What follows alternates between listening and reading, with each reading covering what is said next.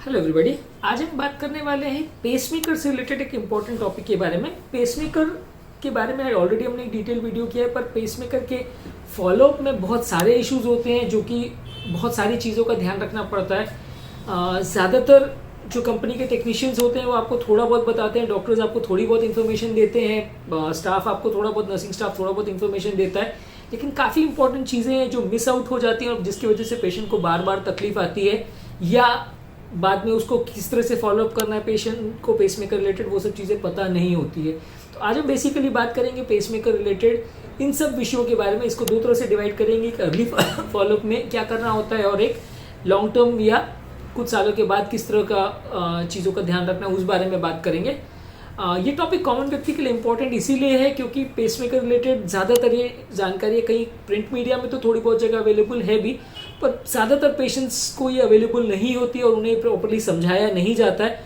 और बाद में पेसमेकर से रिलेटेड इन्फॉर्मेशन अगर उन्हें नहीं मिलती है या कुछ गलती हो जाती है तो फिर उन्हें लॉन्ग टर्म प्रॉब्लम्स आने का चांस काफ़ी ज़्यादा रहता है। कई बार डिवाइस डिसलॉज हो जाती है, लीड डिसलॉज हो जाती है, लीड फ्रैक्चर हो जाती है, बैटरी सडनली खत्म हो जाती है, उन्हें पता नहीं रहता, फॉलोअप्स के रिलेटेड इशूज़ नहीं पता रहते और लॉन्ग टर्म प्रॉब्लम्स आने का अंदेशा इससे बढ़ जाता है। तो आज हम बेसिकली पेसमेकर के फॉलोअप के बारे में बात करेंगे या उससे रिलेटेड इश्यूज के बारे में, किन चीज़ों का ध्यान रखना है उस बारे में बात करेंगे। सबसे पहले शॉर्ट टर्म फॉलोअप।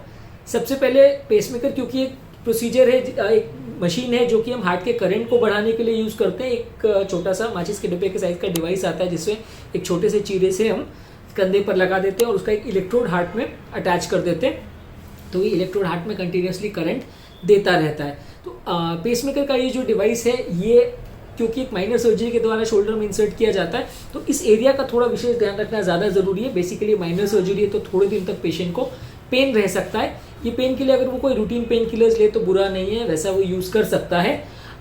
थोड़े टाइम तक जब तक घाव भरता नहीं है तब तक पेशेंट को थोड़ा सा पेन रह सकता है। एक चीज़ बहुत इंपॉर्टेंट है क्योंकि पेसमेकर शोल्डर की मसल के ऊपर लगाया जाता है और बहुत छोटे से पॉकेट को क्रिएट करके इसमें इंसर्ट किया जाता है। तो अगर पेशेंट ये शोल्डर का मूवमेंट बहुत ज़्यादा करता है या इस हाथ को बहुत ज़्यादा झटके से या 90 डिग्री के ऊपर अगर लिफ्ट करता है तो हाथ में डैमेज होने का चांस बहुत ज़्यादा बढ़ जाता है और पेसमेकर कई बार लीड डिसलॉज भी हो सकती है, पूरी बाहर भी आ सकती है। ऐसा होने का चांसेस सबसे ज़्यादा पहले 6 महीने में होता है क्योंकि शुरुआत के 6 महीना जो पेसमेकर का जो लीड होता है वो एक बहुत महीन स्क्रू से डिवाइस के जो हार्ट का जो दीवार है उसमें फिक्स किया जाता है। ये स्क्रू हार्डली 1 मिलीमीटर या 2 मिलीमीटर जितना होता है और बहुत छोटे साइज का होता है, तो इसलिए इसकी ग्रिप इतनी अच्छी नहीं होती है, खासकर शुरुआत के 6 महीना, क्योंकि इस दौरान जो डिवाइस जो लीड रहती है वो सिर्फ स्क्रू से फिक्स होती है। 6 महीने के बाद हार्ट के अंदर एक फाइब्रोसिस का सिस्टम डेवलप हो जाता है जिससे वो लीड को फाइब्रस स्ट्रैंड्स बन जाते हैं, वो अच्छे से पकड़ लेते हैं। उसके बाद अगर आप चाहोगे तो भी लीड बाहर नहीं निकलेगी, लेकिन शुरुआत के 6 महीना इसका अटैचमेंट काफ़ी कम रहता है। इसके अलावा एक टाइन लीड भी आती है जिसमें कुछ धागे या स्ट्रैंड्स निकले हुए रहते हैं जो राइट वेंट्रिकल के जो ट्रैबिकुलेशंस होते हैं या राइट वेंट्रिकल में कुछ स्ट्रक्चर्स होते हैं उसको पकड़ लेते हैं, लेकिन ऑब्वियसली ये अटैचमेंट भी बहुत फर्म या बहुत सख्त नहीं होता। पहले 6 महीने तक इसमें काफ़ी लूज रहता है। तो इस दौरान अगर हम लीड को प्रॉपर ध्यान नहीं रखें और अगर मूवमेंट होती है जो कि अनएक्सपेक्टेड सडन मूवमेंट होती है तो लीड बाहर आ सकती है। और पर टेम्पररी पेसमेकर के कंपैरिजन में परमानेंट पेसमेकर में इस चीज़ को मैनेज करना बहुत टफ पड़ता है क्योंकि पूरा वो चीरे को खोल करके इंसिजन को ओपन करके वापस सारा प्रोसीजर वापस से करना पड़ता है। भले हम सेम लीड को यूज़ कर सकते हैं लेकिन प्रोसीजर पूरा वापस से करना पड़ता है। इसमें अननेसेसरी कॉस्ट भी होता है, अननेसेसरी इन्फेक्शन का रिस्क भी होता है और पेशेंट को प्रॉब्लम्स भी आने का चांस कई गुना बढ़ जाता है। तो इसलिए शुरुआत के 6 महीने आपको विशेष ध्यान रखना है कि शोल्डर का मूवमेंट बहुत ज़्यादा ना हो। लेस देन 90 डिग्री मूवमेंट कर सकते हैं पहले 4-5 हफ्तों के बाद 90 डिग्री के बियॉन्ड भी मूव कर सकते हैं, पर पहले 4-5 हफ्ते थोड़ा सा उसको हल्का मूवमेंट रखे, जर्क्स नहीं लगना चाहिए, पेशेंट गिरना नहीं चाहिए, चोट नहीं लगनी चाहिए, नहीं तो लीड डिसलॉज हो सकती है। इसके अलावा पेसमेकर का बैटरी वगैरह चेक करने के लिए आपको जब इनिशियली हॉस्पिटल से डिस्चार्ज किया है तो डिवाइस को चेक करके भेजा जाता है, लेकिन फर्दर चेकअप के लिए आपको हर 3 से 6 महीने के बाद डिवाइस के जो टेक्नीशियंस अवेलेबल रहते हैं उससे आपको मिलना रहता है। ये एक डिवाइस रहता है पेसमेकर टेस्टिंग के लिए, एक मशीन रहती है, उसका एक वॉन्ड सिस्टम रहता है जिसको वो मशीन के ऊपर रख देते हैं। तो मशीन से रिलेटेड सारी इन्फॉर्मेशन जिसमें उसका कितना बैटरी बाकी है, कि क्या क्या चीज़ें मशीन ने डिटेक्ट की, उसका पेसमेकर का कंडक्शन वगैरह कैसा है, डिवाइस के पैरामीटर्स कैसे हैं, उसका कंडक्शन कैसा है, इम्पीडेंस वगैरह कैसा है, ये सारे पैरामीटर्स वो मशीन से जज कर लेते हैं और एक प्रिंटेड रिपोर्ट आपको दे देते हैं जिसको आपको मेंटेन करना ज़रूरी है। ये रेगुलर चेकअप्स इसलिए भी बहुत ज़रूरी है क्योंकि पेसमेकर में ज़्यादातर जो लाइफ टाइम वारंटी का कॉन्सेप्ट है वो कोई भी कंपनी अगर आप रेगुलर फॉलोअप्स नहीं करते तो उसको मेंटेन नहीं करती है। और कई बार ऐसा होता है जब बैटरी आप चेंज करवाने के लिए लाइफ टाइम वारंटी में जाते हैं कंपनी के पास तो कंपनी उसका क्लेम रिजेक्ट कर देती है क्योंकि आप फॉलोअप्स नहीं करते आए हो इसके लिए। तो इसलिए रेगुलर टेक्नीशियन के पास पेसमेकर के लिए क्लेम चेकअप्स के लिए जाना ज़रूरी है, या जिस डॉक्टर ने पेसमेकर को किया है उसके पास भी जाया जा सकता है। ज़्यादातर ये checkups 3 to 6 month initially first 3 to 6 months में एक बार करें, उसके बाद साल में एक बार भी करें तो चलेगा।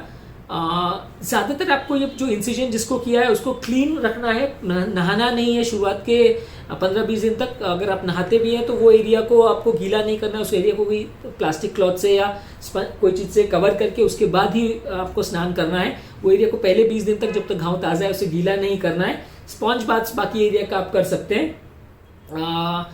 प्रोसीजर होने के 5 से 10 दिन के बाद एक बार थोड़ा घाव सूख जाए तो आप शावर्स ले सकते हैं, लेकिन नॉर्मली हम रिकमेंड करते हैं कि एटलीस्ट 10-15 दिन तक जहां इन्फेक्शन का चांस थोड़ा ज़्यादा है अवॉइड करना चाहिए। अगर आप शावर करते हैं तो उसके बाद वो एरिया को बहुत जेंटली या हल्के टॉवल से आपको उसको ड्राई करना चाहिए, बहुत जोर से या विग्रसली रब नहीं करना चाहिए।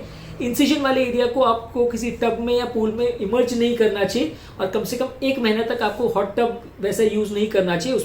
अगर आपके इंसिजन में कहीं से आपको कोई ब्लीडिंग या कुछ ड्रेनेज हो रहा है या कोई उसमें हल्का ब्लड वगैरह निकल रहा है तो आपको आपके डॉक्टर को तुरंत इन्फॉर्म करने का ज़रूरत है, क्योंकि कभी कभी उस जगह पे इन्फेक्शन वगैरह हो सकता है जिसमें प्रॉब्लम क्रिएट हो सकती है। अगर वैसा कुछ होता है तो वो इंसिजन को आपको ड्रेसिंग नहीं करना है, उसको ओपन रखना है और आपके डॉक्टर को कंसल्ट कीजिए तो वो आपको उसको ट्रीट करने में हेल्प करेंगे।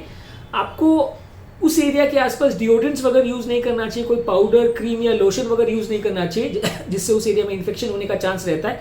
एंटीसेप्टिक क्रीम्स वगैरह यूज़ करना चाहिए पहले 1 महीने तक। इंसिजन एरिया में इनिशियली मैं रिकमेंड करता हूँ कि हर 3 से 5 दिन में एक बार ड्रेसिंग चेंज होना चाहिए और उसमें एंटीसेप्टिक लोशन या क्रीम लगा सकते हैं। रेगुलर पाउडर क्रीम लोशन वगैरह वहाँ पे नहीं यूज़ करना चाहिए।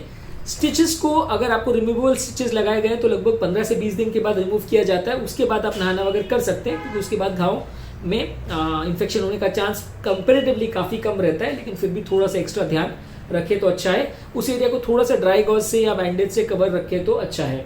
यूजली आपके इंसिजन को आपको जब भी आप ड्रेसिंग करें हर 3-4 दिन में एक बार एग्जामिन करना चाहिए कि उसमें कोई लाली वगैरह तो नहीं है।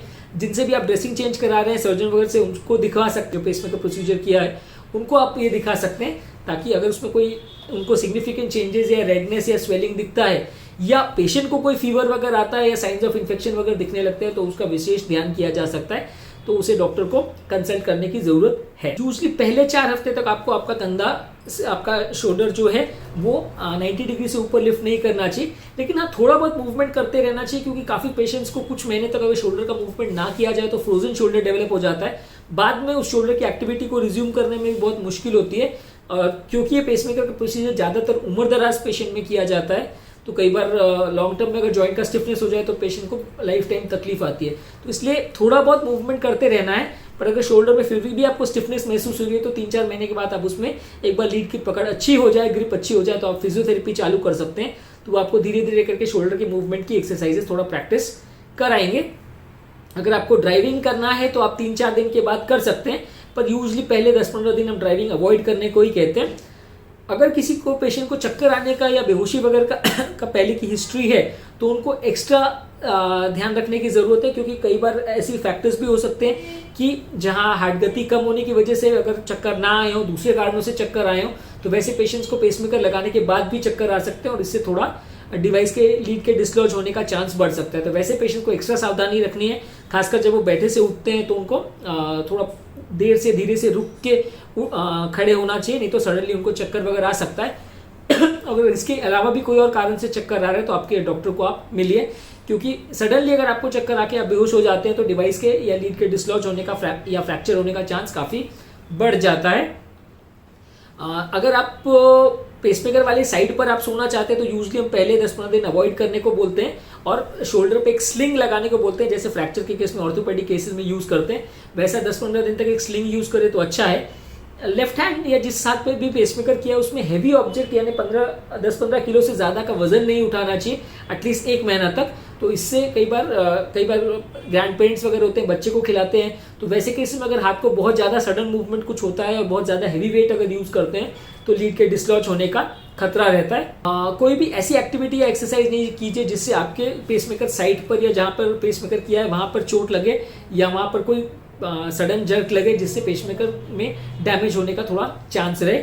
कोई भी एक्टिविटी जो आपको लग रही है कि कंपैरेटिवली थोड़ी रफ है तो उसे करने से पहले अपने डॉक्टर के साथ थोड़ा डिस्कस कीजिए। अगर आपको गार्डनिंग वगैरह का शौक है तो कोई लॉन मोइंग या वैसे डिवाइसेस को बहुत ज़्यादा पुश मत कीजिए, इससे डिवाइस के डिसलॉज होने का चांस है।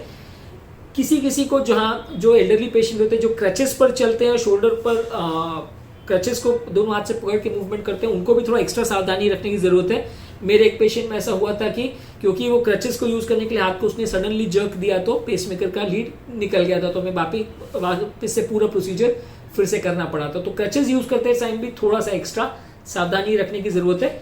बहुत ज़्यादा एक्सट्रीम फटीग की सिचुएशन या कमजोरी की सिचुएशंस को थोड़ा अवॉइड करना चाहिए। कोई सेक्सुअल एक्टिविटीज़ एटलीस्ट 1 आध महीने तक अवॉइड करनी चाहिए। यूजुअली सारा बॉडी वेट उस इंसिजन वाले आर्म पर एटलीस्ट 1 महीने तक यानी 4 हफ्ते तक रखने को अवॉइड करना चाहिए। काम काज अगर आप करते हैं तो हफ्ता 10 दिन के बाद उसे चालू कर सकते हैं, पर आपका जॉब किस तरह का है उसको एक बार आपके डॉक्टर से डिस्कस कर लीजिए। बहुत हेवी मैनुअल वर्क अगर आपके जॉब में इन्वॉल्व है तो 1 आध महीने तक उसे अवॉइड करें तो अच्छा है। अब हम बात करेंगे लॉन्ग टर्म फॉलोअप के बारे में। यूजली पेसमेकर की बैटरी लाइफ अलग अलग कंपनी में 10 से 15 साल तक चलती है। आप हर साल आपके पेसमेकर की बैटरी आप जब डिवाइस चेक करवाते हैं तो टेक्नीशियन आपको इन्फॉर्म करता है कि अभी कितने साल की बैटरी लाइफ बाकी है। जब पेसमेकर खत्म होने वाला होता है तो उससे 1 आध महीने पहले डिवाइस को या बैटरी को चेंज किया जा सकता है। नॉर्मली ये एक तरह से पूरा डिवाइस ही चेंज होता है, क्योंकि पेसमेकर ओपन करके उसका बैटरी चेंज कर सके वैसा पॉसिबल नहीं होता है, तो कंपनी नया डिवाइस ही आपको देती है।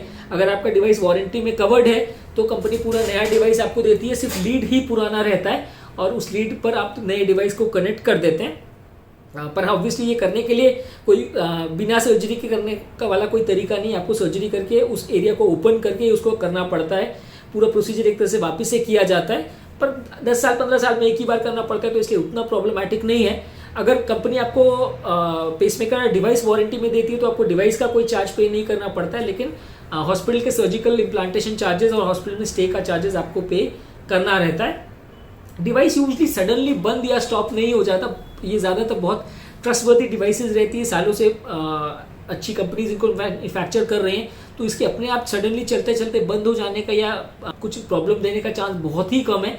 अनलेस पेशेंट का कोई एक्सीडेंट की वजह से लीड फ्रैक्चर हो जाए या लीड में डैमेज हो जाए तो ही कुछ प्रॉब्लम आती है, अदरवाइज काम करना बंद कर दे ऐसा यूजली डिवाइसेस में बहुत ही रेयर होता है, लाखों में 1 आध केसेस में होता है। मैंने पिछले 10 साल में कोई भी केस में ऐसा नहीं देखा है। ज़्यादातर ये लाइफ टाइम वारंटी जो कंपनीज आपको देती है वो सिर्फ बैटरी को ही कवर करता है। कोई कारण से अगर डिवाइस का मैल फंक्शन हो तो ही कवर होता है, डिवाइस फ्रैक्चर हो जाए, लीड फ्रैक्चर हो जाए तो वैसे टाइम पे आपको कंपनी वारंटी में उसे कवर नहीं करती है और इम्प्लांटेशन चार्जेस आपको पे करना रहता है। अगर लीड भी डैमेज हो जाए तो कई बार वो लीड को चेंज करना पड़ता है। अगर पुरानी लीड निकालना या रिमूव करना पॉसिबल नहीं है तो उसी लीड के बगल में एक और लीड को लगा दिया जाता है। पुरानी लीड निकालना कई बार पॉसिबल तो होता है लेकिन बहुत ज़्यादा टफ होता है, क्योंकि 6 महीने या साल भर के बाद वो लीड इतना फर्मली अटैच हो जाता है हार्ट के साथ कि उसे आप खींचेंगे तो भी हार्ट को डैमेज हो जाएगा, लेकिन वो लीड इतनी आसानी से निकलती नहीं है। कई बार ओपन करके सर्जिकल टेक्निक से भी उसको निकालना पड़ता है अगर वो इन्फेक्टेड हो जाए तो, पर अदरवाइज उसको अगर छोड़ भी तो दे तो इतना फर्क नहीं पड़ता है। ज़्यादातर ये वारंटी तभी एप्लीकेबल होती है जब आप डिवाइस को रेगुलर चेकअप्स में टेक्नीशियन को दिखाते रहते हैं, हर 6 मंथ्स to 1 ईयर तक वो आप चेकअप्स के लिए आ रहे हैं तो ये वारंटी कंपनी एक्सेप्ट करती है, अदरवाइज वारंटी अवॉइड भी कर सकती है। पेसमेकर से रिलेटेड कोई डाइटरी प्रिकॉशंस नहीं है। पेसमेकर जब आप इम्प्लांट करवाते हैं तो खाने पीने का इससे कोई लेना देना नहीं है, ये हार्ट का बेसिकली करंट कंडक्शन सिस्टम से रिलेटेड बीमारी है में यूज़ किया जाता है, तो खाने पीने से कोई भी रेस्ट्रिक्शन वगैरह आप करते हैं तो इसमें कोई बहुत ज़्यादा फर्क नहीं पड़ता है। हार्ट अटैक या एंजियोप्लास्टी के पेशेंट्स में यूजली डाइट रेस्ट्रिक्शन ज़्यादा रहते हैं, इसमें इससे रिलेटेड बहुत ज़्यादा रेस्ट्रिक्शंस नहीं रहते हैं। लाइफस्टाइल रेस्ट्रिक्शंस में भी इनिशियली पहला 2-4 महीना जो मैंने आपको बताया हार्ट का मूवमेंट वगैरह में थोड़ा रिस्ट्रिक्शन रहता है, बहुत भारी वजन वगैरह नहीं उठाना है। उसके बाद लाइफस्टाइल में बहुत ज़्यादा रिस्ट्रिक्शन नहीं रहता है। एक बार लीड फर्मली अटैच हो गई तो 6 मंथ्स के बाद ज़्यादातर काम पेशेंट कर सकता है। कुछ चीज़ों का पेशेंट को ध्यान रखने की ज़रूरत है कि जहाँ इलेक्ट्रोमैग्नेटिक फील्ड्स वगैरह हो वहाँ पे जाने को थोड़ा अवॉइड करना चाहिए, उस बारे में हम आगे बात करेंगे। पेशेंट वाला जिनको पेसमेकर लगा है वो ड्राइव कर सकता है, जैसे 1 महीने के बाद अगर वो नॉर्मल ड्राइविंग वगैरह करे तो या गाड़ी या 2 व्हीलर या 4 व्हीलर कुछ भी ड्राइव करे तो प्रॉब्लम नहीं होगा। मैनुअल लेबर करने के लिए 15-20 किलो से ज़्यादा वजन अगर उठाना है तो 6-7 महीने के बाद तो कर सकता है, पर as far as possible heart patient अगर इन्हें अवॉइड करे तो ज़्यादा अच्छा है। पेसमेकर डिवाइस के साइड पर अगर आप सोएं तो इनिशियली 1 महीना अवॉइड कीजिए, अदरवाइज कर सकते हैं। अगर आपको शोल्डर का स्टिफनेस हो तो आप ऑर्थोपेडिशियन या फिजियोथेरेपिस्ट से मिलिए, वो आपकी थोड़ी मदद करेंगे और धीरे धीरे ग्रेडेड एक्सरसाइजेज उसमें करवाएंगे तो उससे स्टिफनेस इंप्रूव करने में आपको मदद मिलेगी। अब हम बात करेंगे पेसमेकर से रिलेटेड जो करंट वाली प्रॉब्लम्स या इलेक्ट्रोमैग्नेटिक फील्ड की जो प्रॉब्लम आती है उस बारे में बात करेंगे। यूजली पेसमेकर से रिलेटेड प्रिकॉशंस जो है उसका एक चार्ट मैं आपको इसमें दिखा रहा हूँ, वो आप देख लीजिएगा। इसमें काफ़ी सारे रेस्ट्रिक्शंस हैं, ज़्यादा सारी डिटेल्स के बारे में नहीं जाएंगे, लेकिन बेसिकली आपको ये ध्यान रखने की ज़रूरत है कि पेसमेकर एक करंट प्रोड्यूस करने वाला डिवाइस है जिसकी चारों ओर थोड़ा मैग्नेटिक फील्ड रहता है। तो अगर आप कोई भी ऐसे एरिया में जा रहे हैं जहाँ पे बहुत ज़्यादा इलेक्ट्रोमैग्नेटिक फील्ड है, जैसे कि ट्रांसफार्मर्स है, बिजली के खंभे वगैरह हैं, उसके पास अगर आप जाते हैं तो उसमें पेसमेकर के फंक्शनिंग को थोड़ा प्रॉब्लम हो सकता है। एयरपोर्ट्स पे जहाँ मेटल डिटेक्टर से चेकिंग करते हैं वहाँ पे भी आपको स्पेशल डिजाइनिंग पेसमेकर का कार्ड दिया जाता है, तो आप एयरपोर्ट में बता सकते हैं, तो वो आपके डिवाइस को चेक मेटल डिटेक्टर से नहीं करेंगे, वो फिर आपको खाली हैंड से ही चेक करेंगे। अदरवाइज ये मेटल डिटेक्टर्स में भी जो मैग्नेट होता है वो कई बार पेसमेकर को फंक्शनिंग में इंटरफेयर कर सकता है। मोबाइल फ़ोन आप यूज़ कर सकते हैं, उसमें इलेक्ट्रोमैग्नेटिक फील्ड काफ़ी कम होता है, पर ये हम एडवाइज ये करते हैं कि जिस साइड में पेसमेकर लगाए उसके दूसरे साइड पे करें। जैसे अगर लेफ्ट साइड में लगाए तो आप राइट साइड में मोबाइल फ़ोन को यूज़ करें तो ज़्यादा अच्छा है। हाउस होल्ड इलेक्ट्रिकल इक्विपमेंट में इलेक्ट्रोमैग्नेटिक फील्ड काफ़ी कम होता है तो उसमें इतना फर्क नहीं पड़ता है। एमआरआई कंपैटिबिलिटी एक इंपॉर्टेंट इशू है। एमआरआई बेसिकली बहुत बड़ा मैग्नेट होता है और ये किसी पेशेंट को ब्रेन रिलेटेड या हड्डी रिलेटेड प्रॉब्लम आती है तो एमआरआई स्कैन्स की ज़रूरत पड़ती है। ऐसे केसेस में कुछ डिवाइसेस आते हैं जो एमआरआई कंपैटिबल डिवाइसेस होते हैं, तो ऐसे पेशेंट्स में हम ये डिवाइस को इजीली यूज़ कर सकते हैं और उसमें इवन 1.5 या 3 टेस्ला एमआरआई में भी फर्क नहीं पड़ता, डिवाइसेस में प्रॉब्लम नहीं आती। उसको एसिंक्रोनस मोड में अगर हम कर दें डिवाइस को, यानी कि वो नॉन पेसिंग मोड पे नॉन सेंसिंग मोड पे अगर पेसमेकर को एक बार हम सेट कर दें तो पेशेंट को दिक्कत नहीं आती, वो आराम से एमआरआई करा सकता है। लीड के डैमेज या डिस्लॉज होने का चांस उसमें नहीं रहता। पर अगर आपका डिवाइस पुराने जनरेशन का है, नॉन एमआरआई कंपैटिबल है, तो कभी कभी आपको आपके टेक्नीशियन या डॉक्टर से इसको डिस्कस करने की ज़रूरत है। और वैसे पेशेंट में सीटी स्कैन कराने में कोई दिक्कत नहीं है, पर आप एमआरआई जब भी कराएं तो आपके टेक्नीशियन या कार्डियोलॉजिस्ट के साथ उसे डिस्कस करना ज़रूरी है। ज़्यादातर जिन लोग को भी ब्रेन रिलेटेड प्रॉब्लम है, उम्र दराज है या हड्डियों का प्रॉब्लम है, जिनको आगे एमआरआई स्कैन की ज़रूरत पड़ सकती है, वैसे केस में एमआरआई कंपैटिबल डिवाइसेस यूज़ करना ज़्यादा बेटर है। ये डिवाइसेस रेगुलर डिवाइसेस से थोड़ी कॉस्टली आती है, इसलिए हर पेशेंट्स में नहीं यूज़ करते, पर अगर प्रेफर करें तो इनको ज़्यादा अच्छा है।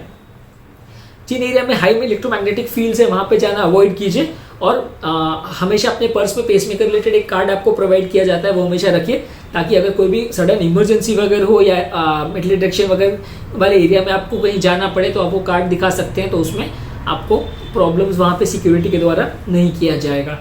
अगर कोई सर्जरी आपको करवानी है या कोई ऐसी सर्जरी करनी है जिसमें कॉटरी का प्रयोग होता है, तो वो सर्जरी का जो कॉटरी डिवाइस होता है वो कई बार पेसमेकर के काम करने में इंटरफियरिंग कर सकता है और इसमें कई बार पेसमेकर काम ना करे या सडन धबकारा अनियमित हो जाए, ऐसी पॉसिबिलिटीज़ हो सकती हैं। तो वैसे केसेस में आपको विशेष ध्यान रखने की ज़रूरत है और सर्जरी से पहले आपको आपके कार्डियोलॉजिस्ट से या पेसमेकर टेक्नीशियन से संपर्क करने की ज़रूरत है। उसमें वो डिवाइस को एक एसिंक्रोनस मोड पे यानी VOO मोड पे कर देते हैं, तो उसके बाद फिर पेसमेकर पूरी सर्जरी के दौरान आप उसको पेसमेकर को अगर नॉन सेंसिंग मोड पे VOO मोड पे कर दें तो दिक्कत नहीं आती है और सर्जरी के बाद उसे नॉर्मल सेंसिंग मोड पे किया जा सकता है। फिर भी अगर सर्जरी करनी है और ऐसा अवेलेबल नहीं है तो बाईपोलर कॉटरी कंपेरेटिवली सेफर माना जाता है मोनोपोलर कॉटरी के कंपैरिजन में। लास्ट में हम बात करेंगे किसी पेसमेकर के पेशेंट जिनको लगाया गया उसकी अगर डेथ हो जाए तो क्या होता है। कभी कभी ऐसा होता है कि जिन पेशेंट को कोई भी कारण से 4-5 साल पहले पेसमेकर लगाया गया तो और पेशेंट सडनली हॉस्पिटल में कोई बीमारी के साथ एडमिट होता है, डेथ हो जाती है या घर पर भी सडनली मर जाता है। हिंदू रीति रिवाज में क्या होता है कि डेड बॉडीज़ को यूजली डेथ के बाद उनको जलाया जाता है, और अगर पैसे पेशेंट्स में जो रिलेटिव्स या फ्रेंड्स अगर ध्यान नहीं रखते और बॉडी को जलाते हैं तो कई बार इसमें रिस्क बहुत ज़्यादा हो जाता है, क्योंकि ये जो पेसमेकर है वो बेसिकली एक बैटरी कंटेनिंग डिवाइस है और जैसा कि आप जानते हैं कि कोई भी बैटरी को फायर के एक्सपोजर में अगर आप रखते हैं तो उसमें सडनली डैमेज होना है, सडनली उसके फटने का चांस ज़्यादा होता है। अगर ये पेसमेकर की इस चीज़ का अगर हम ध्यान नहीं रखें और बिना ध्यान रखे पेशेंट को अगर हम जला देते हैं, डेड बॉडी को अगर हम उसको जला देते हैं, तो वैसे पेशेंट्स को सडनली बैटरी रप्चर होने की वजह से एक एक्सप्लोजन हो सकता है, जिसमें अगर असावधान लोग आसपास खड़े हैं तो उनको जान का खतरा भी हो सकता है और सिग्निफिकेंट बॉडी को भी डैमेज हो सकता है और आसपास लोग जो खड़े हैं उनको भी जान का खतरा डेवलप हो सकता है। तो वैसे केसेस में जब भी पेशेंट की डेथ हो तो आसपास किसी भी, चाहे जिस हॉस्पिटल में जहाँ आपने प्रोसीजर कराया वहाँ आप जा सकते हैं, या आसपास नज़दीक में कोई भी अगर हॉस्पिटल अवेलेबल हो तो वहाँ पे आप किसी भी स्टाफ नर्स या